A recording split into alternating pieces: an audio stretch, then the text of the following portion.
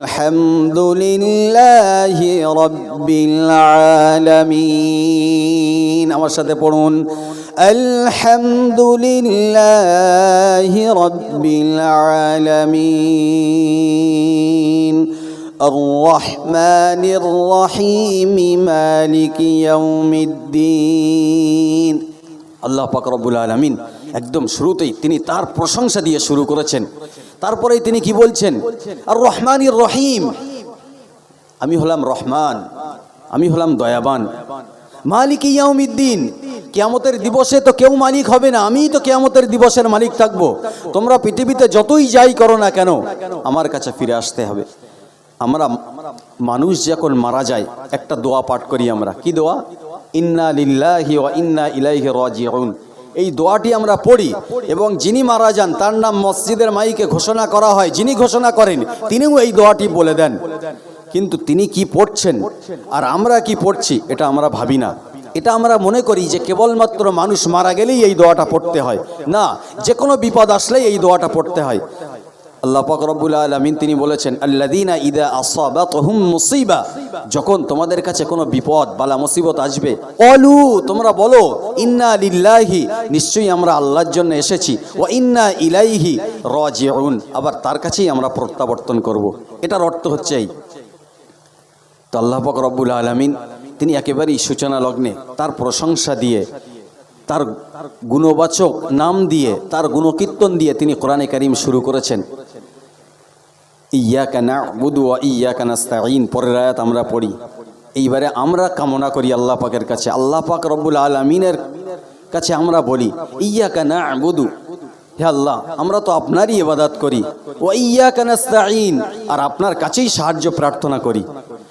যখন মানুষ প্রথমেই তার প্রশংসা করে, আমরা যেমন কোনো নেতা মন্ত্রীর কাছে গেলে আগে তার প্রশংসা করি না, যে সত্যিই আপনার মতো কোনো মানুষ হয় না, আপনি এত সহৃদয় ব্যক্তি, আপনার মনটা এত উদার, আপনি ভীষণ দয়ালু, আমার গ্রামে আপনার সবাই প্রশংসা করে, এমন আমরা বলি তো। তার মানে এই শিক্ষাটা মানুষের কাছ থেকে আমরা পাইনি। এই শিক্ষা প্রথমে মানুষকে, মানুষের প্রশংসা করা, এই শিক্ষা দিয়েছেন কে? আল্লাহ পাক। কোরআনে কারীম থেকে আমরা শিখেছি। এরপরে কি আমরা বলি? ইহদিনাস সিরাতাল মুস্তাকিম। যখনই আমরা বলি ইয়্যাকা না'বুদু ওয়া ইয়্যাকা নাস্তাঈন, হে আল্লাহ আমরা তো আপনারই ইবাদত করি আর আপনারই সাহায্য প্রার্থনা করি, তখন আল্লাহ পাক রব্বুল আলামিন বলেন যে এটা কে যে আমার প্রশংসা করছে, আবার আমি কিয়ামতের দিবসের মালিক সেটাও সে ব্যর্থ করছে, আবার আমারই ইবাদত করে, আমার কাছেই সাহায্য প্রার্থনা করে। বলো বান্দা তোমার কি প্রয়োজন? আমরা তখন কি বলি? ইহদিনাস সিরাতাল মুস্তাকিম, হে আল্লাহ আপনি আমাদেরকে সোজা সরল পথের পথিক আপনি আমাদেরকে বানিয়ে দেন। শুধু তাই নয়, সিরাতাল লাযীনা আন'আমতা আলাইহিম, আপনি সেই পথের পথিক আমাদেরকে বানিয়ে দেন যাদেরকে আপনি কামিয়াবি দান করেছেন, সফলতা দান করেছেন। যারা সফলতা অর্জন করতে পেরেছে তাদের দলভুক্ত আমাদেরকে করে দেন। গায়রিল মাগদুবি আলাইহিম ওয়ালাদ-দাল্লিন, তাদের নয় যাদেরকে আপনি লানত বা অভিশাপ দিয়েছেন তাদের দলভুক্ত আমাদেরকে করবেন না। এজন্যই সূরা ফাতিহার পরে আমরা আমিন এটা বলি। সে আস্তে বলি আর জোরে বলি, আমিন বলা সুন্নাত। সে আপনি আস্তেও বলতে পারেন, জোরেও বলবেন, সেটা উনি যে ইমামকে অনুসরণ করবেন তার উপরে সেটা। তো যেটা বলছিলাম, শুধু এটা সূরা ফাতিহা। এরপরে আল্লাহ পাক রব্বুল আলামিন তিনি চ্যালেঞ্জ করেছেন কোরআনে কারীমের একটি পাতা উল্টালেই, একেবারে সূরাতুল বাকারার শুরুতে আল্লাহ পাক রব্বুল আলামিন বলেন, যালিকাল কিতাবু লা রাইবা ফীহি। আল্লাহ পাক রব্বুল আলামিন বলেন এটি সেই কিতাব যেটায় কোনো প্রকার ভুল নেই। শুধু ভুল নেই, শুধু ভুল নয়, সন্দেহের কোনো অবকাশও নেই। তাহলে যে কোরআনে কারীম, যে গ্রন্থ প্রশংসা দিয়ে শুরু হয়েছে, যে গ্রন্থ সম্পর্কে চ্যালেঞ্জ করেছেন, আজও পর্যন্ত পৃথিবীতে এমন কেউ মোকাবেলা করতে সাহস নেয়নি বা সাহস হয়নি যে কোরআনে কারীমের মতো একটি পারা নয়, একটি বড় সূরাতুল বাকারার মতো বড় সূরা নয়, সূরাতুল মাইদার মতো বড় সূরা নয়, সূরাত আলী ইমরানের মতো বড় সূরা নয়, ছোট্ট একটি সূরাতুল কাউসারের মতো একটি ছোট্ট সূরাও কেউ আজ পর্যন্ত তৈরি করে এই দুঃসাহস কেউ দেখাতে পারিনি। এটাই হচ্ছে আল্লাহ পাক রব্বুল আলামিনের চ্যালেঞ্জ। চলুন, যে কোরআনে কারীম, যে গ্রন্থে কোনো সন্দেহের অবকাশ নেই, যে গ্রন্থে কোনো ভুল নেই, যে গ্রন্থটি লিপিবদ্ধ একেবারেই আল্লাহ পাকের প্রশংসা দিয়ে, আমরা সেই কোরআনে কারীম থেকে আজকের শুনবো। আল্লাহ পাক রব্বুল আলামিন সেই কোরআনে কারীমে আমাদেরকে আশরাফুল মখলুকাত তিনি বলেছেন, এবং আমরা দেখব আশরাফুল মখলুকাত সত্যিই কি আমরা সৃষ্টির সেরা হতে পারছি কিনা। একটু দরুদ শরীফ পড়ুন। আল্লাহুম্মা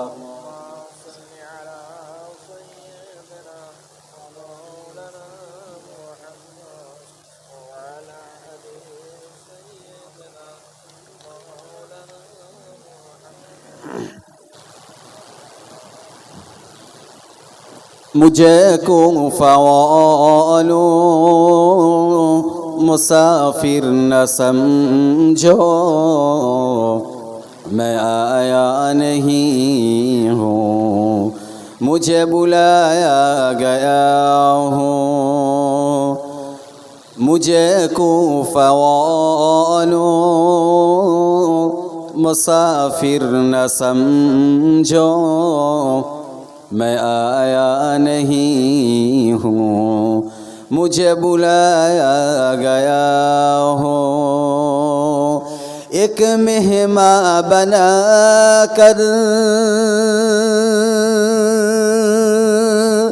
एक मेहमान बना कर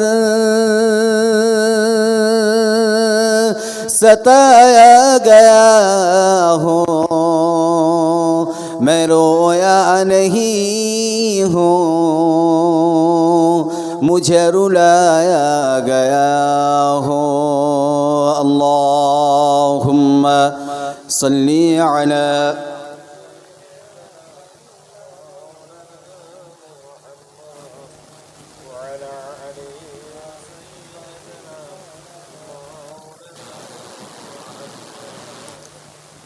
আমরা আল্লাহ পাক রব্বুল আলামিনের কাছে কখনোই এই দাবি করিনি যে আল্লাহ আপনি আমাদেরকে বানান, করেছি? এটা করিনি। হ্যাঁ, এটা আমরা করেছি যে আল্লাহ পাককে রব বলে স্বীকার করেছি। আলামে আর রুহের জগতে যখন আমরা ছিলাম, তখন আল্লাহ পাক রব্বুল আলামিনকে আমরা রব বলে মেনে নিয়েছি। আল্লাহ পাক রব্বুল আলামিন তিনি আমাদেরকে সম্বোধন করে প্রশ্ন করেছিলেন রুহের জগতে, আলাস্তু বি রব্বিকুম, আমি কি তোমাদের রব নই? আমরা কি বলেছিলাম সেদিনে? কলু, সমস্ত রূহ আত্মা বলেছিল বালা। নাম, নাম শব্দের অর্থ হচ্ছে হ্যাঁ। আমি যদি আপনাকে জিজ্ঞাসা করি হাল আনতা তাকুলুত তাআম, আপনি কি খাবার খেয়েছেন, ভাত খেয়েছেন? আপনি বললেন আনা নাম আনা আকুলুত তাআম, হ্যাঁ আমি ভাত খেয়েছি, বা শুধু নাম, হ্যাঁ আমি ভাত খেয়েছি। এই নাম, নুন আইন মিম, এই নাম শব্দের অর্থ হচ্ছে হ্যাঁ, আর বালা শব্দের অর্থ হচ্ছে হ্যাঁ, কিন্তু দুইটির মধ্যে পার্থক্য আছে। সেদিনে কিন্তু আমরা নাম বলিনি। আল্লাহ পাক জিজ্ঞাসা করেছিলেন যে আলাস্তু বি রব্বিকুম, আমি কি তোমাদের রব নই? আমরা সেদিনে নাম বলিনি, আমরা বলেছিলাম বালা। বালা শব্দের অর্থ হচ্ছে অবশ্যই অবশ্যই আপনি রব। কোরআনে কারীম, কোরআনের কারীমের যে গ্রামার এবং এত সুন্দর ভাষা, পৃথিবীতে আপনি বাংলা বলুন, ইংরাজি বলুন, উর্দু বলুন, ফার্সি বলুন, তেলেগু বলুন, মারাঠি বলুন, যাই বলুন না কেন, কোরআনে কারীমের মতো এত সুন্দর আর এত সূক্ষ্ম গ্রামার আর এত সুন্দর উচ্চমানের সাবলীল ভাষা, যা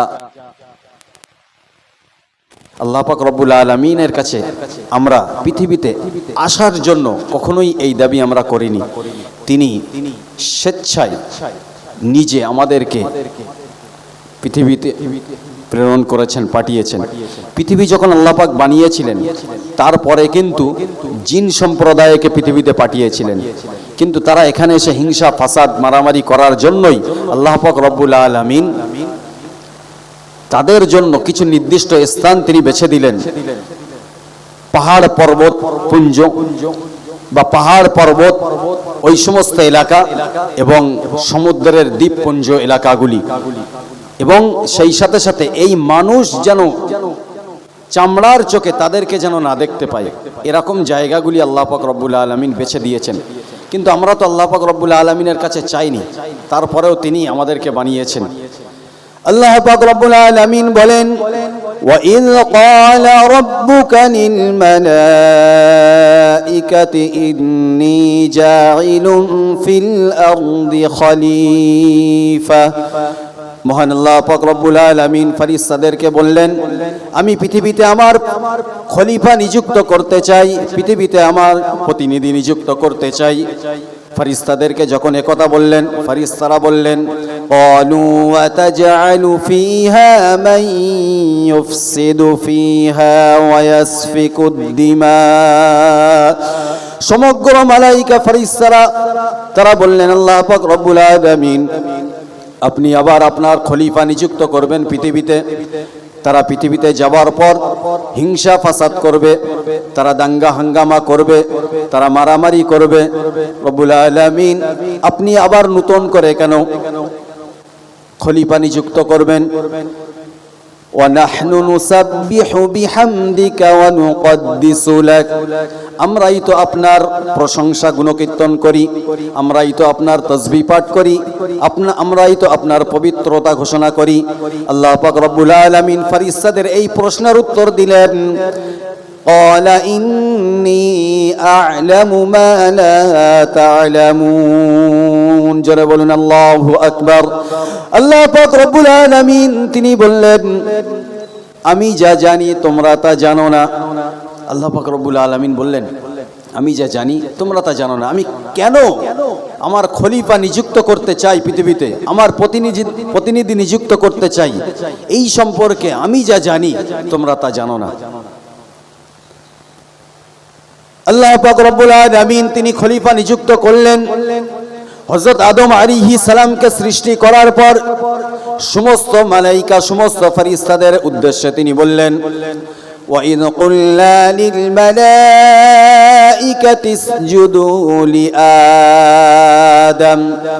সমস্ত ফেরেশতাদেরকে তিনি নির্দেশ দিলেন, তোমরা সকলেই এই আদমকে সম্মান সূচক সিজদা দাও। সেদিনে সমস্ত মালায়েকা সকলেই আল্লাহ পাক রব্বুল আলামিনের নির্দেশ মোতাবেক তারা হযরত আদমকে সম্মান সূচক সিজদা দিয়েছিলেন। ফাসাজাদু, সেদিনে সমস্ত মালায়েকা সিজদা দিয়েছিলেন, ব্যতিক্রম একজনই ছিল, নাম কি? ইল্লা ইবলিস, শুধু ইবলিস সিজদা দেয়নি সেদিনে। ইবলিস সম্পর্কে আমি একটা কথা বলি। আমাদের একটা ভ্রান্ত ধারণা আছে যে এই ইবলিস একটা ফেরেশতা ছিল আজাজিল। এই ঘটনা আমরা শুনি না, এটা কিন্তু সম্পূর্ণ ভুল। এই যে ইবলিস এ ছিল, তাফসীরের ভিতরে লেখা হয়েছে অহুয়া আবুল জিন্নি, এ ছিল জিনদের পিতা। কি করত? কানা ইয়াসহাবুল মালাইকাতা, ফেরেশতাদের সঙ্গেই সে থাকতো, তাদের সংস্পর্শেই থাকতো। আর কি করত? ইয়াবুদুল্লাহ মাআহুম, তাদের সঙ্গে ফেরেশতাদের সঙ্গেই সে ইবাদত করত। তাহলে এই ব্যাখ্যায় আমরা জানতে পারি ও কিন্তু আজাজিল ছিল না, আবুল জিন মানে জিনদের আদি পিতা ছিল। যদি তাই না হতো, যখন আল্লাহ পাক রব্বুল আলামিন সমস্ত মালায়েকাদেরকে নির্দেশ করলেন, ও মালায়েকা তোমরা হযরত আদমকে সম্মান সূচক সিজদা করো, সেদিনে সমস্ত মালায়েকারা তারা সম্মান সূচক হযরত আদম আলাইহিস সালামকে সিজদায় অবনত হলেন। ইবলিস অস্বীকার করলো সিজদা দিতে। আল্লাহ পাক রব্বুল আলামিন তিনি বলেন, সে তো সিজদা দেয়নি, কারণ সে বুদ্ধি খাটিয়েছে। আল্লাহ পাক রব্বুল আলামিন কোরআনে কারীমের ভিতরে তিনি কোনো জায়গাতে এই কথা তিনি বলেননি যে আমি মানুষকে বুদ্ধি শিখিয়েছি। ওই যে আমরা বলি না বুদ্ধিজীবী বুদ্ধিজীবী, আল্লাহ পাক রব্বুল আলামিন বলেছেন আমি মানুষকে জ্ঞান দিয়েছি। শয়তান বুদ্ধি খাটালো, সে বলল আনা খায়রুম মিন, আমি হলাম ওর চাইতে উত্তম। ব্যাস লানত প্রাপ্ত হয়ে গেল। আল্লাহ পাক রব্বুল আলামিন যখন মালাইকাদেরকে বললেন তোমরা সকলেই এই হযরত আদমকে সম্মান সূচক সেজদা দাও, সেদিনে সমস্ত মালাইকা তারা হযরত আদম আলাইহিস সালামকে সম্মান সূচক সেজদা দিলেন। কেবলমাত্র ইবলিস সে অস্বীকার করলো। ইবলিস বলল, খলাকতানি মিন নারিন ওয়া খলাকতাহু মিন তিন। আল্লাহ পাক রব্বুল আলামিন আমাকে সৃষ্টি করেছেন খলাকতানি মিন নার, আগুন দিয়ে সৃষ্টি করেছেন, ও খলাকতাহু আর হযরত আদম তাকে সেজদা করা হয়েছে মিন তিন, মাটি দ্বারা। তিন শব্দের অর্থ হচ্ছে মাটি। আল্লাহ পাক রব্বুল আলামিন আমাকে আগুন দিয়ে সৃষ্টি করেছেন। আগুনের বৈশিষ্ট্য, আগুনের সিফাত, আগুনের গুণ হলো ঊর্ধ্বমুখী হওয়া, উপরের দিকে ওঠা। আর হযরত আদমকে মাটি দ্বারা সৃষ্টি করেছেন। মাটির সিফাত হলো, মাটির গুণ হলো, মাটির বৈশিষ্ট্য হলো নিম্নমুখী হওয়া।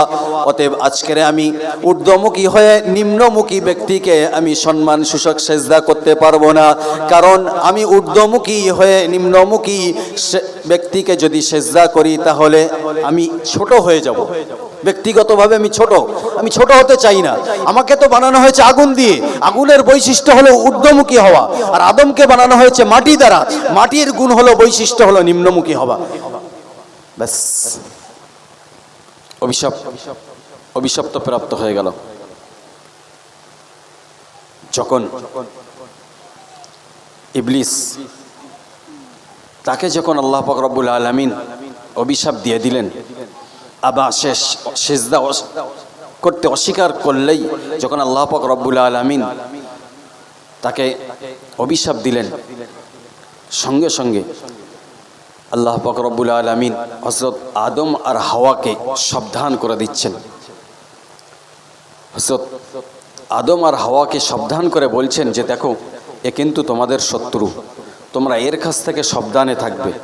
এর চক্রান্তে যদি তোমরা পা দিয়ে ফেলো তাহলে তোমাদের কাছ থেকে হয়তো পোশাক খুলে নেওয়া হবে, জান্নাতি পোশাকগুলি।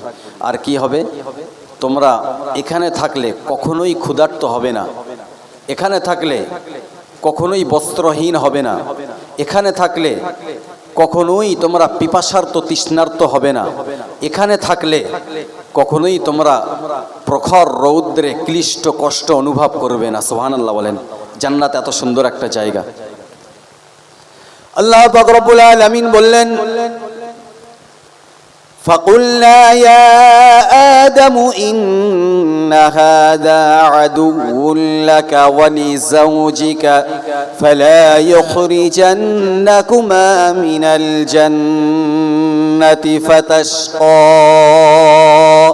আল্লাহ পাক রব্বুল আলামিন বললেন, ফাকুলনা ইয়া আদামু ইন্না হাযা আদুউল লাকা ওয়া লিজাওজিকা, হে আদম এই ব্যক্তি, ইন্না হাযা এই ব্যক্তি, আদুউল লাকা তোমার শত্রু, ওয়া লিজাওজিকা তোমার স্ত্রীর হাওয়া তোমার শত্রু, এবং তোমার স্ত্রী হাওয়ারও শত্রু, এদের থেকে তুমি সাবধান থাকবে। আল্লাহ পাক রব্বুল আলামিন বললেন, ইয়া আদামু ইন্না হাযা আদুউল লাকা ওয়া লিজাওজিকা ফালা ইখরিজান্নাকুমা মিনাল জান্নাতি ফাতাশকা। এই ব্যক্তি তোমার ও তোমার স্ত্রীর শত্রু, তোমাদের উভয়কেই যেন এখান থেকে বার করে না দিতে পারে। যদি এখান থেকে তোমাদেরকে বার করে দেয় তাহলে ফাতাশকা, তোমরা কষ্ট অনুভব করবে। এখানে থাকলে তোমাদের না চাষাবাদ করতে হয়, না কোনো বীজ রোপণ করতে হয়, না কোনো ফলমূল কিছু তোমাদেরকে চাষ করতে হয়, আর না সেটা আবার দেখভাল করতে হয়, না সেটা আবার কর্তন করতে হয়, কাটতে হয়, না সেটা পেষণ করতে হয়, আবার খাদ্য সামগ্রী বানানোর জন্য রুটি বা কোনো কিছু তোমাদেরকে প্রস্তুতি করতে হয়। এখানে তো কিছুই করতে হয় না। আল্লাহ পাক রব্বুল আলামিন বললেন হযরত আদমকে, এখানে থাকলে জান্নাতের ভিতরে যদি তোমরা থাকো, যদি তোমরা তার চক্রান্তে যদি তোমরা পা না দাও তাহলে তোমরা কখনোই পিপাসার্ত হবে না, এখানে থাকলে কখনোই তোমরা বস্ত্রহীন হবে না, এখানে থাকলেই কখনো তোমরা ক্ষুধার্ত হবে না, এখানে থাকলে কখনো প্রখর রৌদ্রে তোমরা ক্লিষ্ট কষ্ট অনুভব করবে না। ইবলিস দেখলো যে আদমকে আল্লাহ পাক রব্বুল আলামিন এত কিছু অফার দিচ্ছে, যে আদম যদি এর ভিতরে থাকে, আদম হাওয়া যদি এর ভিতরে থাকে তাহলে এত স্বাচ্ছন্দ্যে এত সুন্দরভাবে জীবনযাপন করবে। এই জিনিসটা ইবলিসের আর সহ্য হলো না।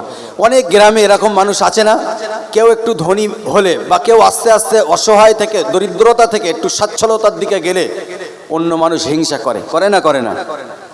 ইবলিস দেখছে আদমকে আল্লাহ পাক রব্বুল আলামিন এত সুখ শান্তি এখানে ঘোষণা করছে, আর আমি অভিশপ্ত প্রাপ্ত হয়ে গেলাম। আদমকে সম্মান সূচক সেজদা না করার কারণে ও পরিকল্পনা করলো তাহলে একেও এখান থেকে বার করতে হবে। ব্যাস, ইবলিস কি করলো? ফাওয়াসওয়াসা ইলাইহি শাইতান, শয়তান ইবলিস ওয়াসওয়াসা দিতে শুরু করলো আদমকে। ইবলিস হযরত আদমকে ওয়াসওয়াসা দিতে শুরু করলো। ফাওয়াসওয়াসা ইলাইহি শাইতানু ক্বালা ইয়া আদামু, ইবলিস বলল ক্বালা ইয়া আদামু, হে আদম, হাল আদুল্লুকা আলা শাজারাতিল খুলদ। শাজারাতুন শব্দের অর্থ হচ্ছে গাছ, আর হাল শব্দের অর্থ হচ্ছে কি, প্রশ্নবোধক। ইবলিস বলছে, প্রশ্ন করছে আদমকে, হে আদম, তোমাকে কি একটা গাছের কথা বলবো, যে গাছের নিকটে গেলে, যে ফল ভক্ষণ করলে তুমি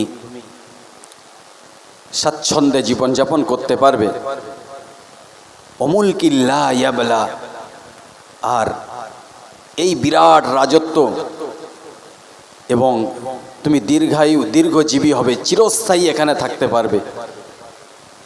এই গাছ সম্পর্কেই আল্লাহ পাক রব্বুল আলামিন মানে আদমকে সাবধান করেছিলেন, কিন্তু ইবলিস সেই ওয়াসওয়াসা দিয়েই আস্তে আস্তে চক্রান্ত করে পরবর্তীতে ফাআকালা মিনহা, ফাআকালা একটু টান আছে একালিপ, যারা আলেম ওলামারা আছেন তারা জানেন যে এখানে একালিপ পরিমাণ টান দিয়ে উভয়কেই বোঝানো হয়েছে। ফাআকালা, তারা উভয়ই ভক্ষণ করেছিলেন, মিনহা মানে ওই গাছ থেকে ফল ভক্ষণ করে ফেলেছিলেন। যাই হোক, এটা বলা আমার আসল উদ্দেশ্য নয়। আমি কোরআনে কারীম এর এই আয়াতে কারিমাগুলি এই জন্যই বলেছি যে আমরা আল্লাহ পাক রব্বুল আলামিনের কাছে কখনোই এই দাবি করিনি যে আল্লাহ আপনি আমাদেরকে পৃথিবীতে প্রেরণ করুন। তিনি নিজে ফারিস্তাদেরকে বললেন যে আমি পৃথিবীর জমিনে আমি খলিফা নিযুক্ত করতে চাই, আমি প্রতিনিধি বানাতে চাই। তাই তিনি দয়া করে, ইহসান করে, করুণা করে আমাদেরকে বানিয়েছেন, এবং শুধু তাই নয়, তিনি আমাদেরকে সৃষ্টির সেরা করে বানিয়েছেন। বলুন সুবহানাল্লাহ। তিনি আশরাফুল মখলুকাত করেছেন। কারা আশরাফুল মখলুকাত হবে, কারা সৃষ্টির সেরা হবে? চলুন আল্লাহ পাক রব্বুল আলামিন কি বলছে দেখি। আল্লাহ পাক রব্বুল আলামিন বলেন, ইয়ারফাইল্লাহুল্লাযীনা আমানু মিনকুম ওয়াল্লাযীনা উতুল ইলমা দারাজাত। জোরে বলুন আল্লাহু আকবার। মহান আল্লাহ পাক রব্বুল আলামিন বলেন, তাদের মর্যাদাগুলি আমি আল্লাহ তাআলা উচ্চ শিখরে পৌঁছে দেব যাদের কাছে দুইটি জিনিস আছে, একটির নাম হচ্ছে ঈমান, আর একটির নাম হচ্ছে ইলমে ইলাহি। বলুন সুবহানাল্লাহ। আল্লাহ পাক রব্বুল আলামিন বলেন, আমি মানুষকে এমন একটি জ্ঞান দিয়েছি যে জ্ঞানের মাধ্যম দিয়ে মানুষ ঈমান গ্রহণ করতে পেরেছে, যে জ্ঞানের মাধ্যম দিয়ে মানুষ ইলমে ইলাহি আল্লাহ তাআলা সম্পর্কে পরিচয় লাভ করেছে। ঈমানের আবার তিনটি ভাগ আছে, ইকরার বিল লিসান, জবান দিয়ে স্বীকার করা, তাসদীক বিল কলব, অন্তর দিয়ে বিশ্বাস করা, আমাল বিল আরকান, কাজে পরিণত করা। কোনো ব্যক্তি যদি কেবলমাত্র মুখে স্বীকার করে, ইকরার বিল লিসান যদি করে যে আল্লাহকে আমি স্বীকার করেছি, অথচ তাসদীক বিল কলব আমার নেই, অন্তরে বিশ্বাস স্থাপন আমি করি নাই, তাহলে সেই ব্যক্তিটাকেই আমরা মুনাফিক বলে থাকি। আবার কোনো ব্যক্তি তাসদীক বিল কলব, অন্তরে বিশ্বাস করে কিন্তু মুখে স্বীকার করে না, ঈমান পরিপূর্ণ সেই ব্যক্তির কাছে পরিপূর্ণ, তিনি ঈমানদার বলে পরিচিত নয়, সেই ব্যক্তির কাছে পূর্ণ ঈমান নাই। তাহলে দুইটি শর্ত প্রধানত, ইকরার বিল লিসান, আপনাকে জবান দ্বারা স্বীকার করতে হবে, তাসদীক বিল কলব, অন্তর দিয়ে বিশ্বাস করতে হবে, এবং পূর্ণ ঈমানদার আপনি তখনই হবেন যখন কিনা আপনি আমাল বিল আরকান, কাজে পরিণত করবেন। মহান আল্লাহ পাক রব্বুল আলামিন বলেন, তাদের মর্যাদাগুলি আমি উচ্চ শিখরে পৌঁছে দেব যাদের কাছে এই দুইটি জিনিস আছে, ঈমান আর একটি হচ্ছে ইলমে ইলাহি, আল্লাহ তাআলা সম্পর্কে বিশ্বাস, আল্লাহ তাআলা সম্পর্কে জ্ঞান যাদের কাছে আছে তাদেরকে আমি আল্লাহ তাআলা তাদের মর্যাদাগুলি উচ্চ শিখরে পৌঁছে দেব। আল্লাহ পাক রব্বুল আলামিন তিনি বলেন, আর রহমানু আল্লামাল কুরআন খালাকাল ইনসানা আল্লামাহুল বায়ান। জোরে বলুন আল্লাহু আকবার। আল্লাহ পাক রব্বুল আলামিন তিনি রহমান, তিনি রহিম, তিনি দয়াবান, তিনি করুণাবান। তিনি বলেন আর রহমান আল্লামাল কুরআন, আমি মানুষকে কোরআন শিক্ষা দিয়েছি। আল্লাহ পাক রব্বুল আলামিন তিনি যদি আমাদেরকে কোরআন শিক্ষা না দিতেন, কশ্চিনকালেও কোরআন আমরা শিখতে পারতাম না। আল্লাহ পাক রব্বুল আলামিন শুধু তাই নয়, তিনি বলেন আর রহমানু আল্লামাল কুরআন খালাকাল ইনসান, আমি মানুষকেও সৃষ্টি করেছি। পৃথিবীতে যেন কোনো ব্যক্তি এমন যেন সে দাবি না করতে পারে যে মানুষকে আমি সৃষ্টি করেছি। আল্লাহ পাক রব্বুল আলামিন এটাই বলে তিনি ক্ষান্ত হননি, এটাই বলে তিনি সমাপ্ত করে দেননি। মহান আল্লাহ পাক রব্বুল আলামিন বলেন আর রহমানু আল্লামাল কুরআন খালাকাল ইনসানা আল্লামাহুল বায়ান, আমি মানুষকে কোরআন শিক্ষা দিয়েছি, আমি মানুষকে সৃষ্টি করেছি এবং আমি মানুষকে বাক শক্তি দিয়েছি, কথা বলার মতো শক্তি সামর্থ্য দিয়েছি। মহান আল্লাহ পাক রব্বুল আলামিন যদি আমাদেরকে বাক শক্তি কথা বলার মতো ক্ষমতা না দিতেন, তাহলে কশ্চিনকালেও আমরা আল্লাহ পাক রব্বুল আলামিনের প্রতি ঈমান মুখে মুখে স্বীকার করতে পারতাম না। আমরা সকলেই ঈমানে মুফাসসাল পাঠ করেছি, আমানতু বিল্লাহি ওয়া মালাইকাতিহি ওয়া কুতুবিহি ওয়া রুসুলিহি ওয়াল ইয়াউমিল আখিরি ওয়াল কদরি খাইরিহি ওয়া শাররিহি মিনাল্লাহি তাআলা ওয়াল বা'সি বা'দাল মাউত। এই ঈমানে মুফাসসালের ভিতরে 7টি শর্ত।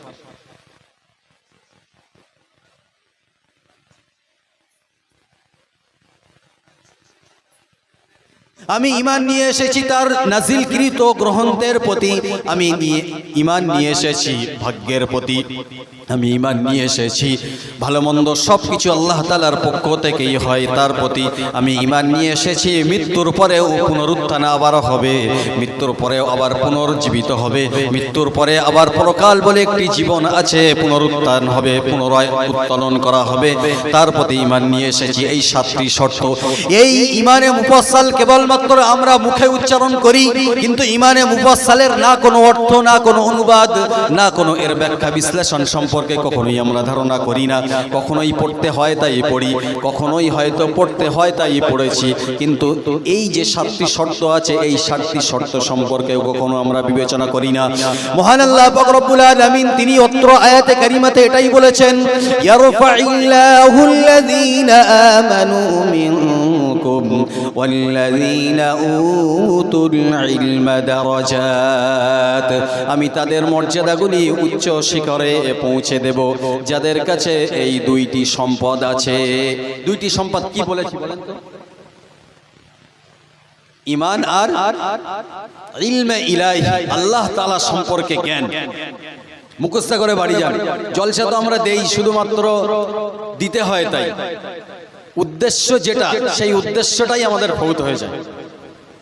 যে উদ্দেশ্যে আমরা জলসা দিই, আমরা জলসা বা এই মাহফিল কোরআন হাদিসের যে মাহফিলগুলি হয়, উদ্দেশ্য কি? যে এত হাজার হাজার লক্ষ লক্ষ টাকা খরচা করে আমরা অনুষ্ঠানগুলি করি, যেখান থেকে আলেম ওলামারা আসবেন, তারা কোরআন হাদিসের কথা বলবেন, তাদের কাছ থেকে কিছু শিক্ষা গ্রহণ করব। মাদ্রাসায় তো এই বৃদ্ধ বয়সে, আমার বয়স 40 বছর, 50, 60 বছর, 70 বছর হয়ে গেছে, এখন তো মাদ্রাসায় গিয়ে শিক্ষা গ্রহণ করা সম্ভব নয়। কোনো টিচার, কোনো শিক্ষকের কাছে গিয়ে তো শিক্ষা গ্রহণ করা সম্ভব নয়। এই জন্যে এই মাহফিলগুলি থেকে যখনই কোনো না কোনো মাহফিলে যাব, অন্তত এটা নিয়ত করে আসবো যে কোনো একটা জিনিস আমি মুখস্থ করে আসবো আর সেটার প্রতি আমি আমল করব। তাহলে অবশ্যই আপনি সফলতা অর্জন করতে পারবেন। আজ থেকে আমরা এই নিয়ত করব যে প্রত্যেক মাহফিল যেখানেই উপস্থিত হই না কেন, সেখানে যাব, কমপক্ষে একটা জিনিস যেন আমি ওখান থেকে নিয়ে আসতে পারি এবং সেটাই আমি মৃত্যুর আগ পর্যন্ত আমল করব ইনশাআল্লাহ। বলেন আল্লাহ পাক রব্বুল আলামিন তিনি দয়া করে, ইহসান করে তিনি আমাদেরকে ঈমান দিয়েছেন, তিনি দয়া করে ইলমে ইলাহি আল্লাহ তাআলা সম্পর্কে জ্ঞান দিয়েছেন। এজন্যই আল্লাহ পাক রব্বুল আলামিন তিনি বলেছেন, ওয়ালাকাদ যারানা লিজাহান্নামা কাসীরাম মিনাল জিন্নি ওয়াল ইনস, আমি আল্লাহ তাআলা জাহান্নামকে বানিয়েছি অনেক মানুষ আর জিনের জন্য। আল্লাহ পাক রব্বুল আলামিন তিনি বলেন অনেক এমন মানুষ আছে, অনেক এমন জিন আছে যাদের জন্য আমি আল্লাহ তাআলা জাহান্নামকে বানিয়েছি। এজন্যই আল্লাহ পাক রব্বুল আলামিন বলেন ফাত্তাকুন নারাল্লাতী ওয়াকুদুহান নাস ওয়াল হিজারা, তোমরা জাহান্নামের সেই কষ্টের আগুন থেকে আমি আল্লাহ তাআলা আমার কাছে নিষ্কৃতির জন্য কামনা করো, আমি আল্লাহ তাআলা আমার কাছে নিষ্কৃতির জন্য প্রার্থনা করো, যার কিনা যে জাহান্নামের খাদ্য হিসাবে হবে মানুষ আর পাথর। জাহান্নাম যখন ক্ষুধার্ত থাকবে তখন আল্লাহ পাক রব্বুল আলামিনের কাছে কামনা করবেন যে আল্লাহ পাক রব্বুল আলামিন আমাকে খেতে দেন, আমি অনেক ক্ষুধার্ত হয়েছি, আমি অনেক খিদা আমার পেয়েছে, আমাকে খাদ্য দিন। আল্লাহ পাক রব্বুল আলামিন ওই সময় গুনাহগার বান্দাদেরকে, গুনাহগার বান্দা বান্দীদেরকে জাহান্নামের খাদ্য হিসেবে ব্যবহার করবেন। এরপরেও জাহান্নাম বলবে গুনাহগার বান্দা বান্দীদের, কাফের বেঈমান মুশরিকদের দেওয়ার পরেও জাহান্নাম তখন বলবে আল্লাহ পাক রব্বুল আলামিন এখনো পর্যন্ত আমার পেটটা ভরি নাই। আল্লাহ পাক রব্বুল আলামিন তখন অবশেষে পাথর নিক্ষেপ করবেন জাহান্নামের ভিতরে। আল্লাহ পাক রব্বুল আলামিন তাই বলেন তোমরা জাহান্নামের সেই কষ্টের জায়গা থেকে বাঁচো, জাহান্নামের সেই কষ্টের জায়গা থেকে আমি আল্লাহ তাআলা বাঁচার জন্য আমার কাছে পরিত্রাণ, আমার কাছে দোয়া প্রার্থনা করো। আল্লাহ পাক রব্বুল আলামিন তিনি বলেছেন ফাত্তাকুন নারাল্লাতী ওয়াকুদুহান নাস ওয়াল হিজারা, নাস শব্দের অর্থ হচ্ছে মানুষ আর হাজারুন শব্দের অর্থ হচ্ছে পাথর। এখানে আল্লাহ পাক রব্বুল আলামিন পাথরের বহুবচন ব্যবহার করে বলেছেন নাস ওয়াল হিজারা, হাজারুনের বহুবচন হচ্ছে হিজার। আল্লাহ পাক রব্বুল আলামিন তিনি বলেছেন যে আমি মানুষকে, ইমানদারদেরকে বাঁচার জন্য, জাহান্নাম থেকে বাঁচার জন্য বলেছেন। আল্লাহ পাক রব্বুল আলামিন পরের অংশে তিনি বলেন উইদ্দাত লিল কাফিরিন, আমি আল্লাহ তাআলা জাহান্নামকে বানিয়েছি কাফেরদের জন্য। ইমানদারদের জন্য জাহান্নাম বানানো হয়নি। কোনো একজন ইমানদার জাহান্নামে যায় এটা আল্লাহ পাক কখনোই চান না। এটা হচ্ছে ইমানদারের প্রতি রহমত, ইমানদারের প্রতি আল্লাহ পাক রব্বুল আলামিনের করুণা, দয়া। সুবহানাল্লাহ বলবেন না? আল্লাহ পাক রব্বুল আলামিন তিনি ইমানদারদের এত ভালোবেসেছেন, এজন্যই আল্লাহ পাক রব্বুল আলামিন তিনি ইমানদারের কাছে দাবি করেছেন যে তোমরা আমার গুণকীর্তন করো, আমাকে রব বলে স্বীকার করো, আমি আল্লাহ তাআলা বিনিময় তোমাদেরকে জান্নাত দিয়ে দেব। আল্লাহ পাক রব্বুল আলামিন তিনি বলেন ইন্নাল্লাহা আশতারা মিনাল মুমিনিনা আনফুসাহুম ওয়া আমওয়ালাহুম বিআন্না লাহুমুল জান্নাহ। জোরে বলুন আল্লাহু আকবার। মহান আল্লাহ পাক রব্বুল আলামিন বলেন আমি ঈমানদারদের তাদের জান আর তাদের মাল এর বদলে আমি আল্লাহ তাআলা জান্নাতের বদলে আমি আল্লাহ তাআলা জান্নাতের বিনিময় ঈমানদারদেরকে আমি কিনে নিয়েছি। আল্লাহ পাক রব্বুল আলামিন ঈমানদারদেরকে তিনি ক্রয় করে নিয়েছেন জান্নাত দেবেন বলে। ঈমানদারদের জন্য সবচেয়ে সহজ আল্লাহ পাককে আল্লাহ বলে স্বীকার করা আর রাসূলের দেখানো পথের অনুসরণ করে চলা। আর আল্লাহ পাক রব্বুল আলামিন যেগুলি তিনি ফরজ করেছেন, রাসূল করিম সাল্লাল্লাহু আলাইহি সাল্লাম যেই অনুযায়ী চলতে বলেছেন সেই মোতাবেক জীবন যাপন করে যদি ইহ জগৎ থেকে ঈমান নিয়ে মৃত্যুবরণ করতে পারে, কবর হবে তার জন্য সুখময় জায়গা আর আখিরাত হবে তার জন্য সুখময় জায়গা। ফলে তার জন্য সর্বশেষ ঠিকানা হবে দয়ার জান্নাত। আমরা সকলেই কিয়ামতের দিনে আল্লাহ পাক রব্বুল আলামিন কঠিন দিনে, যেদিনে তিনি হিসাব নিকাশ সেই মিজান তিনি কায়েম করবেন, সেদিনে আল্লাহ পাক রব্বুল আলামিন আমাদের সকলের জন্য জান্নাতের উচ্চ মাকাম জান্নাতুল ফিরদাউস যেন করে দেন। সকলে বলি আল্লাহুম্মা আমিন। তাহলে আমরা সেই মোতাবেক চলব। জাহান্নামের আগুন থেকে বাঁচার জন্য আল্লাহ পাক রব্বুল আলামিন দোয়া আমাদেরকে শিখিয়েছেন, আল্লাহুম্মা আজিরনি মিনান নার, হে আল্লাহ আপনি আমাকে জাহান্নামের এই আগুন থেকে বাঁচান, নিষ্কৃতি দান করুন। রাসূল করিম সাল্লাল্লাহু আলাইহি ওয়াসাল্লাম তিনি দোয়া শিখিয়েছেন, আল্লাহুম্মা ইন্না নাসআলুকাল জান্নাহ। কোন জায়গায় এসেছে আল্লাহুম্মা ইন্না নাসআলুকাল জান্নাতাল ফিরদাউস, হে আল্লাহ, আপনি আমাকে জান্নাতুল ফিরদাউস নসিব করুন। ওয়া নাউযু বিকা মিনান নার, বা ওয়া আউযু বিকা যদি একার জন্য হয়, ওয়া আউযু বিকা মিনান নার যদি বহুবচনে ব্যবহার করা হয়, ওয়া নাউযু বিকা মিনান নার, আপনি আমাদের সকলকেই জাহান্নামের এই কষ্টের জায়গা থেকে আপনি আমাদেরকে নিষ্কৃতি দান করুন। এই দোয়াটাই আজকে আমি আল্লাহ পাকের কাছে পাঠ করি। আল্লাহ পাক আমাদের সকলের জন্য কবুল করেন। আল্লাহুম্মা ইন্না নাসআলুকাল জান্নাতাল ফিরদাউস ওয়া নাউযু বিকা মিনান নার। সবাই বলুন আল্লাহুম্মা আমিন। যে কথা আমি বলছিলাম, মহান আল্লাহ পাক রব্বুল আলামিন এই সূরা বনী ইসরাঈলের একেবারে সূচনা লগ্নে আমি পাঠ করেছি। মহান আল্লাহ পাক রব্বুল আলামিন তিনি বলেন, ওয়ালাকাদ কাররামনা বনী আদম, আমি আল্লাহ তাআলা বনী আদমকে, আমরা সকলেই বনী আদমের সন্তান, আল্লাহ পাক রব্বুল আলামিন তিনি বলেন, আমি বনী আদমকে সম্মানিত করেছি। ওয়া হামালনাহুম ফিল বাররি ওয়াল বাহর, আর জলে ও স্থলে আমি চলার মতো ক্ষমতা দিয়েছি। আল্লাহ পাক রব্বুল আলামিন যদি স্থলভাগ ও জলভাগে পানি পথে যদি চলার মতো কোনো বস্তু, স্টিমার বলি আর নৌকা বলি বা বোট বলি, এই জাতীয় কোনো কিছু তৈরি করার বুদ্ধি যদি, জ্ঞান যদি না দিতেন মানুষের মাথায়, তাহলে জলপথগুলি আমরা ব্যবহার করতে পারতাম না, যদি স্থলপথগুলিও আমরা ব্যবহার করতে পারতাম না। আল্লাহ পাক রব্বুল আলামিন যদি আমাদেরকে, মানুষদেরকে যদি এই জ্ঞান, যানবাহন তৈরি করার মতো জ্ঞান যদি তিনি না দিতেন, আল্লাহ পাক রব্বুল আলামিন বলেন, ওয়ারাযাকনাহুম মিনাত তাইয়্যিবাত, আমি আল্লাহ তাআলা পবিত্র খাদ্য, হালাল খাদ্য দিয়েছি। আল্লাহ পাক রব্বুল আলামিন যদি পৃথিবীর সমস্ত খাদ্যগুলি যদি হারাম করে দিতেন, তাহলে ঈমানদাররা কখনোই ভক্ষণ করতে পারতেন না, কোনো কিছু খাদ্য গ্রহণ করতে পারতেন না, কোনো কিছুই পবিত্র জিনিস সেবন করতে পারতেন না। কিন্তু আল্লাহ পাক রব্বুল আলামিন তিনি বলেন, ওয়ারাযাকনাহুম মিনাত তাইয়্যিবাত, আমি আল্লাহ তাআলা পবিত্র ও হালাল খাদ্য দান করেছি। এরপরে আল্লাহ পাক রব্বুল আলামিন বলেন, ওয়াফাদ্দালনাহুম আলা কাসীরিম মিম্মান খালাকনা তাফদীলা। যারা বলুন আল্লাহু আকবার।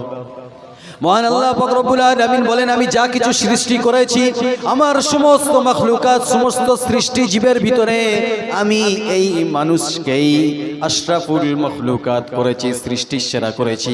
তার কারণ আমি আল্লাহ পাক রব্বুল আলামিন মানুষকে এমন জ্ঞান দিয়েছি, যে জ্ঞানের মাধ্যম দিয়ে মানুষ ঈমান গ্রহণ করেছে, আর আমি আল্লাহ তাআলা আমাকে রব বলে স্বীকার করে নিয়েছে। সুবহানাল্লাহ। দরুদ শরীফ পড়ুন। আল্লাহুম্মা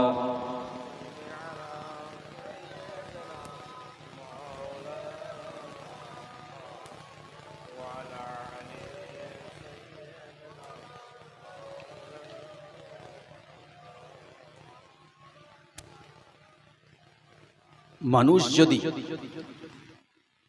মানুষের মতো হতে পারে, তাহলে ফারিস্তাদের থেকে ঊর্ধ্বে যায় না। রাসূল করিম সাল্লাল্লাহু আলাইহি সাল্লামের মেরাজের যে ইতিহাস, সিদরাতুল মুনতাহায় যখন পৌঁছালেন, জিবরাইল কি বলেছিলেন, ইয়া রাসূলুল্লাহ, হাবিবাল্লাহ, এটাই আমার জন্য গন্তব্য শেষ, this is the destination for me, এটাই হচ্ছে আমার জন্য শেষ, আমি আর অগ্রসর হতে পারবো না। আপনার বন্ধু, আপনার মাহবুব আপনাকে আহ্বান জানিয়েছেন, আপনি আপনার বন্ধুর সাক্ষাতে আপনি অগ্রসর হন। তাহলে মানুষ যদি মানুষের মতো হয়, অবশ্যই ফারিস্তাদের থেকে ঊর্ধ্বে যায়। সুবহানাল্লাহ বলবেন না? সাধারণ যে ফারিস্তা, বিশিষ্ট ফারিস্তা নয়, যারা বিশিষ্ট ফারিস্তা আছে তারা নয়, সাধারণ যে ফারিস্তা, এই ফারিস্তাদের থেকে বেশি মর্যাদাশীল হচ্ছেন ওলি আউলিয়া, পীর বুজুর্গানে দিন। সুবহানাল্লাহ বলেন।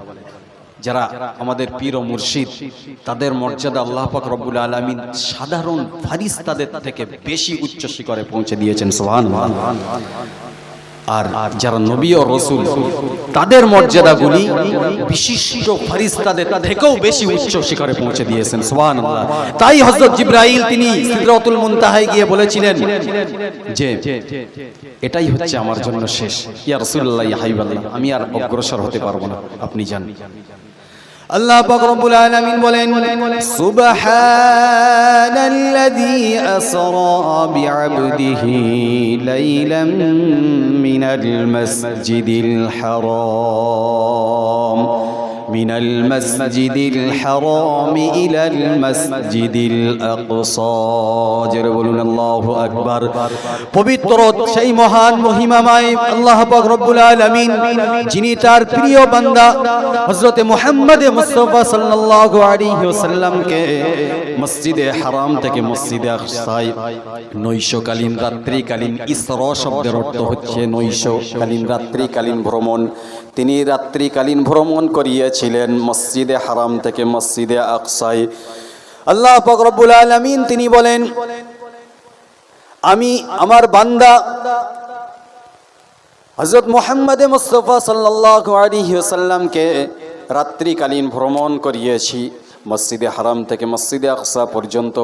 রাসূল করিম সাল্লাল্লাহু আলাইহি ওয়াসাল্লাম তিনি বলেন আমাকে মসজিদে হারাম থেকে মসজিদে আকসায় যাওয়ার জন্য এক প্রকার একটা জন্তু নিয়ে আসা হলো, যেটাকে আমরা বুরাক বলি। রাসূল করিম সাল্লাল্লাহু আলাইহি ওয়াসাল্লাম বুরাক সম্পর্কে তিনি বর্ণনা করেন, যেটি হচ্ছে একেবারেই ধবধবে সাদা, যেটি হচ্ছে গর্দব অপেক্ষা কিছুটা বড় আর খচ্চর অপেক্ষা কিছুটা ছোট। ফাওকাল হিমারি, হিমার শব্দের অর্থ হচ্ছে গাধা। রাসূল করিম সাল্লাল্লাহু আলাইহি ওয়াসাল্লাম বলেন এই জন্তুটা হচ্ছে ফাওকাল হিমারি ওয়াদুনাল বাগলি, যেটি হচ্ছে গর্দব গাধা অপেক্ষা কিছুটা বড় আর খচ্চর অপেক্ষা কিছুটা ছোট। এমন প্রকার জন্তু, এমন প্রকার পশু বা যেটাকে আমরা বুরাক বলি, আমাকে মসজিদে হারাম থেকে মসজিদে আকসায় যাওয়ার জন্য আল্লাহ পাক রব্বুল আলামিন বুরাক পাঠিয়ে দিলেন। আমি বুরাকে আরোহণ করলাম। অনেক লম্বা ইতিহাস, আমি শর্টে, এটা আমার বলার উদ্দেশ্য নয়। আমি বুরাক আরোহণ করলাম। আরোহণ করার পর আমি যখন মসজিদে হারাম থেকে মসজিদে আকসায় পৌঁছালাম, মসজিদে হারাম থেকে মসজিদে আকসায় যখন পৌঁছাই, সেখানে পৌঁছে আমি আমার বাহনটি সেখানেই বাঁধলাম। অন্যান্য আম্বিয়া আলাইহিমুস সালামরা মসজিদে আকসার যে জায়গাটিতে তাদের বাহনগুলি বাঁধতেন, আমি রাসূল করিম সাল্লাল্লাহু আলাইহি ওয়াসাল্লাম আমার ওই বুরাক, ওই বাহনটি, ওই সাওয়ারিটি সেখানেই বাঁধলাম। রাসূল করিম সাল্লাল্লাহু আলাইহি ওয়াসাল্লাম বলেন এরপরে আল্লাহ পাক রব্বুল আলামিনের দিদারের জন্য এক প্রকার সিঁড়ি নিয়ে আসা হলো। এখানে একটি কথা বলে রাখি, আমরা ইতিহাস শুনেছি যে রাসূল করিম সাল্লাল্লাহু আলাইহি ওয়াসাল্লাম মসজিদে আকসায় গিয়ে আগে নামাজ পড়েছেন, তারপরে মেরাজে গিয়েছেন। মেরাজ শব্দের অর্থ হচ্ছে ঊর্ধ্বগমন। দুইটি কথা, একটা হচ্ছে ইসরা আর একটি হচ্ছে মেরাজ। আল্লাহ পাক রব্বুল আলামিন কোরআনে কারিমে ব্যবহার করেছেন ইসরা, নৈশকালীন ভ্রমণ মসজিদে হারাম থেকে মসজিদে আকসায়। আর রাসূল করিম সাল্লাল্লাহু আলাইহি ওয়াসাল্লাম তিনি মেরাজ করেছেন, ঊর্ধ্বগমন করেছেন, একেবারেই প্রথম আসমান, দ্বিতীয়, তৃতীয়, চতুর্থ পরপর। কিন্তু আল্লাহ পাক রব্বুল আলামিন এই নৈশকালীন ভ্রমণ তিনি ইসরা শব্দটি ব্যবহার করার পরেও তিনি লাইলান শব্দটা ব্যবহার করেছেন। তারও একটা কারণ আছে। কারণটা হচ্ছে এটাই, লাইলান শব্দের অর্থ দিয়ে মুফাসসিররা এটাই ব্যাখ্যা করেছেন যে রাসূল করিম সাল্লাল্লাহু আলাইহি ওয়াসাল্লামের যে মেরাজ সংগঠিত হয়েছিল, তিনি যে অবস্থাতেই গিয়েছেন মেরাজে, সেই অবস্থাতেই এসে দেখেছেন অজুর পানি যেখান দিয়ে গড়াচ্ছিল সেইভাবেই পানি গড়াচ্ছে। ঘরের দরওয়াজার ছেকলটি যেমনভাবে নড়ছিল, রাসূল করিম সাল্লাল্লাহু আলাইহি ওয়াসাল্লাম এসে দেখছেন সেইভাবেই নড়ছে।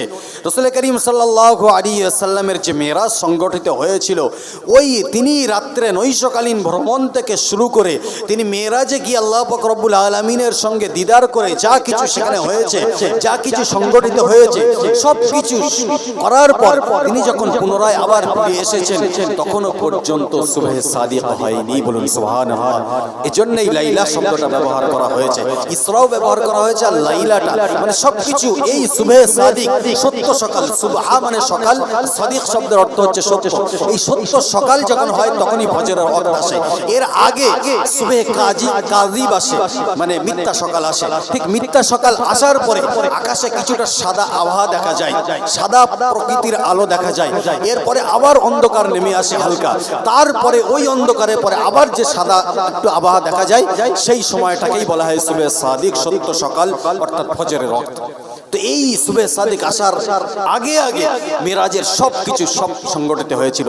এ কথা যখন আবু জেহেল, টাইম অনেক শর্ট, আমি তাড়াতাড়ি করে বলছি, এ কথা যখন আবু জেহেল শুনলো, আবু জেহেলকে যখন বলা হলো, আবু জেহেল কি করেছিল, হযরত আবু বকরকে বলেছিলেন, এই জানো মোহাম্মদের মনে হয় মাথা খারাপ হয়ে গেছে, তোমার বন্ধু মোহাম্মদ নাকি বলছে যে সে মেরাজ সংগঠিত হয়েছে একই রাত্রে, প্রথম আসমান, দ্বিতীয়, তৃতীয়, চতুর্থ, পঞ্চম, ষষ্ঠ, সপ্তম এবং সিদরাতুল মুনতাহা, সেখান থেকে আল্লাহ পাকের দিদার, তারপরে আবার যা কিছু হয়েছে ওই রাতের ভিতরেই নাকি সব সংগঠিত হয়েছে। হযরত আবু বকর বললেন, এই কথা কি মোহাম্মদের মুখ থেকে তুমি নিজে শুনেছো? আবু জেহেল বলল, হ্যাঁ। হযরত আবু বকর আবু জেহেলের হাতটা ধরে বললেন, চলো মোহাম্মদের কাছে যাবো, আমি শুনবো। গিয়ে বললেন, হুজুর আপনি কি এটা বলেছেন আবু জেহেলের কাছে? বললেন, হ্যাঁ আমি এটা বলেছি। আবু বকর বললেন যে আপনি বলেছেন যখন নিজে মুখ থেকে, আর এটা সংগঠিত হয়েছে, এটা সত্য। রাসূল করিম সাল্লাল্লাহু আলাইহি ওয়াসাল্লাম বললেন, এটা সত্য। হযরত আবু বকর বললেন, ইয়া রাসূলুল্লাহ, আপনি যখন নিজে মুখ দিয়ে বলেছেন হ্যাঁ সবকিছু সংগঠিত হয়েছে, রাত শেষ হবার আগে আগে, সুবে সাদিক হওয়ার শেষ, সুবে সাদিক আসার পূর্বে পূর্বে, তাহলে আমি আবু বকর আপনার এই কথাটাই বিশ্বাস করে নিলাম। বলুন সুবহানাল্লাহ। রাসূল করিম সাল্লাল্লাহু আলাইহি ওয়াসাল্লাম আবু বকরের এই বিশ্বাসতা দেখে তিনি তাকে উপাধি দিয়েছিলেন কি? সিদ্দিক, সত্যবাদী। তাই তাকে বলা হয় আবু বকর সিদ্দিক। রাসূল করিম সাল্লাল্লাহু আলাইহি ওয়াসাল্লাম বলেন, আমাকে প্রথম আসমান, দ্বিতীয় আসমান, তৃতীয় আসমান, চতুর্থ আসমানের জন্য এক প্রকার সিঁড়ি নিয়ে আসা হলো, চলমান সিঁড়ি। রাসূল করিম সাল্লাল্লাহু আলাইহি ওয়াসাল্লাম তিনি বলেন, আমি চলমান সিঁড়িতে আরোহণ করলাম, প্রথম আসমানের উদ্দেশ্যে আমরা রওনা দিলাম। যখন আমরা প্রথম আসমানে প্রবেশ করলাম, প্রথম আসমানে পৌঁছে গেলাম, তখন হযরত জিবরাইল আলাইহিস সালাম বললেন, আসমানের দরওয়ানকে বললেন, আসমানের দরওয়াজা খুলে দাও। হযরত জিবরাইল আলাইহিস সালাম যখনই বললেন আসমানের দরওয়াজা খুলে দাও, হযরত জিবরাইল আলাইহিস সালামকে জিজ্ঞাসা করা হলো, কে আপনি? হযরত জিবরাইল বললেন, আমি হলাম হযরত জিবরাইল। বললেন, উনি কে? বললেন, ইনি হলেন আখিরি জামানার নবী, নবী মুহাম্মদ মুস্তাফা সাল্লাল্লাহু আলাইহি ওয়াসাল্লাম। জিজ্ঞাসা করা হলো, ওনাকে কি আনতে প্রেরণ করা হয়েছে? আপনাকে কি পাঠানো হয়েছে ওনাকে আনতে? হযরত জিবরাইল বললেন, হ্যাঁ ওনাকে আনতে প্রেরণ করা হয়েছে। হযরত জিবরাইল আলাইহিস সালামের জবাব শোনার সাথে সাথে, উত্তর পাওয়ার সাথে সাথে প্রথম আসমানের দরওয়াজা খুলে দেওয়া হলো। রাসূল করিম সাল্লাল্লাহু আলাইহি ওয়াসাল্লাম বলেন, যখনই আমরা প্রথম আসমানে প্রবেশ করলাম, সেখানে গিয়ে দেখলাম আমাদের আদি পিতা হযরত আদম আলাইহিস সালাম উপবিষ্ট আছে। সুবহানাল্লাহ। রাসূল করিম সাল্লাল্লাহু আলাইহি ওয়াসাল্লাম বলেন, হযরত আদম আলাইহিস সালাম আমাদেরকে সালাম জানালেন, তিনি আমাদেরকে মারহাবা ওয়েলকাম করলেন, স্বাগতম জানালেন, আর আমাদের জন্য শুভ কামনা করলেন। এরপর আমরা দ্বিতীয় আসমানের উদ্দেশ্যে রওনা দিলাম। আমরা যখন দ্বিতীয় আসমানে পৌঁছালাম, হযরত জিবরাইল বললেন, আসমানের দরওয়াজা খুলে দাও। একই প্রশ্ন করা হলো, কে আপনি? আপনার সঙ্গে উনি কে? ওনাকে কি আনতে প্রেরণ করা হয়েছে? হযরত জিবরাইল বললেন, আমি হলাম হযরত জিবরাইল, উনি হলেন আখিরি জামানার নবী, ইমামুল মুরসালিন, খাতামুন নবিয়্যিন, রাহমাতাল লিল আলামিন। ওনাকে কি আনতে প্রেরণ করা হয়েছে? যখনই হযরত জিবরাইল বললেন, হ্যাঁ হ্যাঁ ওনাকে আনতে প্রেরণ করা হয়েছে, দ্বিতীয় আসমানের দরওয়াজা খুলে দেওয়া হলো। রাসূল করিম সাল্লাল্লাহু আলাইহি ওয়াসাল্লাম বলেন, যখন আমরা দ্বিতীয় আসমানে প্রবেশ করলাম, সেখানে গিয়ে দেখলাম দুই খালাতো ভাই হযরতে ইয়াহইয়া ও ঈসা আলাইহিমাস সালাম সেখানে উপবিষ্ট আছে। তারা আমাদেরকে সালাম করলেন, আমাদের জন্য মারহাবা স্বাগতম জানালেন, আমাদের জন্য শুভ কামনা করলেন। এরপর আমরা তৃতীয় আসমানের উদ্দেশ্যে রওনা দিলাম। তৃতীয় আসমানে যখনই আমরা গেলাম, সেখানে একই প্রশ্ন করা হলো। হযরত জিবরাইল আলাইহিস সালাম প্রশ্নের উত্তরগুলি দিলেন, হ্যাঁ আমি হলাম হযরত জিবরাইল, ইনি হলেন শেষ জামানার নবী, ওনাকে আনতেই প্রেরণ করা হয়েছিল। যখন উত্তরগুলি পেয়ে গেলেন, তৃতীয় আসমানের দরওয়াজা খুলে দেওয়া হলো। রাসূল করিম সাল্লাল্লাহু আলাইহি ওয়াসাল্লাম বলেন, যখন আমরা তৃতীয় আসমানে প্রবেশ করলাম, সেখানে গিয়ে দেখলাম হযরত ইউসুফ আলাইহিস সালাম উপবিষ্ট। হযরত ইউসুফ আলাইহিস সালাম আমাদেরকে দেখে তিনি সালাম জানালেন, আমাদেরকে মারহাবা জানালেন, ওয়েলকাম জানালেন, স্বাগতম জানালেন, তিনি আমাদের জন্য শুভ কামনা করলেন। রাসূল করিম সাল্লাল্লাহু আলাইহি ওয়াসাল্লাম হযরত ইউসুফ আলাইহিস সালামের সম্পর্কে তিনি বর্ণনা দিয়েছেন। রাসূল করিম সাল্লাল্লাহু আলাইহি ওয়াসাল্লাম বলেন, যখন আমি নবী ইউসুফকে দেখলাম, আমি অবাক দৃষ্টিতে নবী ইউসুফের দিকে তাকিয়ে রইলাম, আর মনে মনে কল্পনা করছি যে আল্লাহ পাক রব্বুল আলামিন সমগ্র পৃথিবীতে যে সৌন্দর্য দিয়েছেন, সমগ্র সৌন্দর্যের অর্ধেকটা যেন নবী ইউসুফকে দিয়ে দিয়েছেন। রাসূল করিম সাল্লাল্লাহু আলাইহি সাল্লাম বলেন, নবী ইউসুফকে দেখে আমি অবাক দৃষ্টিতে তাকিয়ে রইলাম যে মানুষ এত সুন্দর হয়, এত রূপসী হয়। আমাদের সামান্য কেউ একটু যদি সৌন্দর্য হয়, তাকে দেখে আমরা অবাক হয়ে যাই না? যদি সৌদি আরবের কোনো মানুষ, আমাদের থেকে তো অনেক চেহারা স্বাস্থ্য ভালো, এবং যাদেরকে আল্লাহ পাক রব্বুল আলামিন বাইতুল্লাহর যাওয়ার মতো ক্ষমতা দিয়েছেন, তারা দেখেছেন অনেক মানুষ, বিভিন্ন দেশের বিভিন্ন মানুষ, তাদের যে কত সৌন্দর্য, কত রূপ, ইরান, ইরাক, এই যে মানুষগুলোর যে রূপ, আমরা দেখলে অবাক হয়ে যাই যে এত সুন্দর দেখতে এই মানুষটা। কিন্তু নবী ইউসুফকে দেখেও রাসূল করিম সাল্লাল্লাহু আলাইহি সাল্লাম ঠিক অবাক দৃষ্টিতে তাকিয়ে রইলেন যে এত সুন্দর দেখতে। এই জন্যই আমরা ওই যে ঘটনা শুনি না, যে নবী ইউসুফ এর চেহারা দেখতে গিয়ে মিশরের তৎকালীন মহিলারা আঙুলগুলি কেটে ফেলেছিল।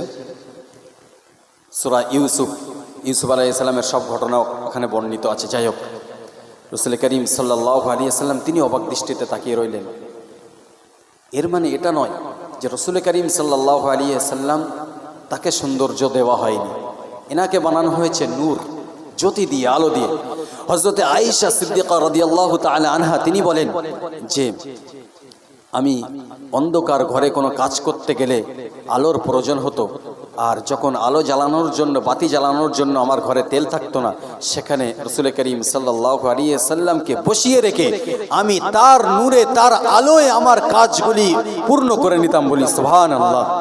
এটা হচ্ছে রাসূল করিম সাল্লাল্লাহু আলাইহি সাল্লামকে খাসভাবে আলাদা তার নূরানিয়াত আল্লাহ পাক দান করেছেন। রাসূল করিম সাল্লাল্লাহু আলাইহি সাল্লাম বলেন, এরপর আমরা চতুর্থ আসমানের উদ্দেশ্যে রওনা দিলাম। যখন আমরা চতুর্থ আসমানে পৌঁছালাম, সেখানে গিয়ে একই প্রশ্নের সম্মুখীন হলাম। হযরত জিবরাইল আলাইহিস সালামকে জিজ্ঞাসা করা হলো, কে আপনি? উনি বললেন, আমি হলাম হযরত জিবরাইল। বললেন, ইনি কে? বললেন, ইনি হলেন শেষ জামানার নবী মুহাম্মদ মুস্তাফা সাল্লাল্লাহু আলাইহি ওয়াসাল্লাম।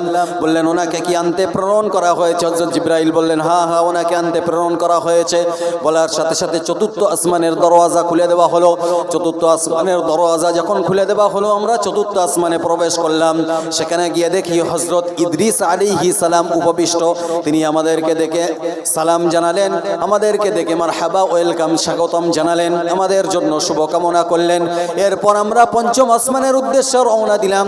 যখন আমরা পঞ্চম আসমানে প্রবেশ করলাম, সেখানে গিয়ে হযরত জিবরাইল আলাইহিস সালাম বললেন, আসমানের দরওয়াজা খুলে দাও। একই প্রশ্ন তাকে করা হলো।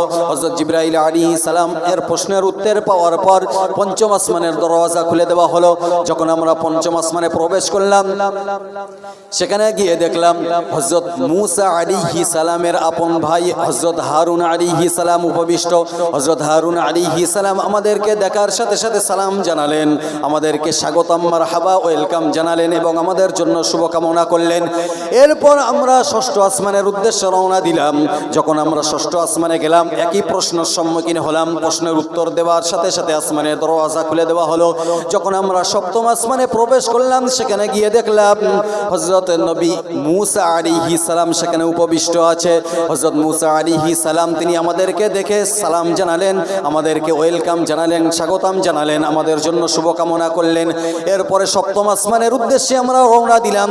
যখনই আমরা সপ্তম আসমানে গেলাম, তখন একই প্রশ্ন করা হয়েছে, কে আপনি? যখন আসমানের দরওয়াজা খুলে দেওয়ার কথা বলা হয়েছে, বললেন, আমি হলাম হযরত জিবরাইল।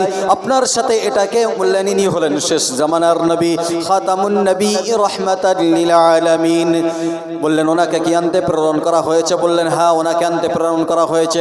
সপ্তম আসমানের দরওয়াজা খুলে দেওয়া হলো।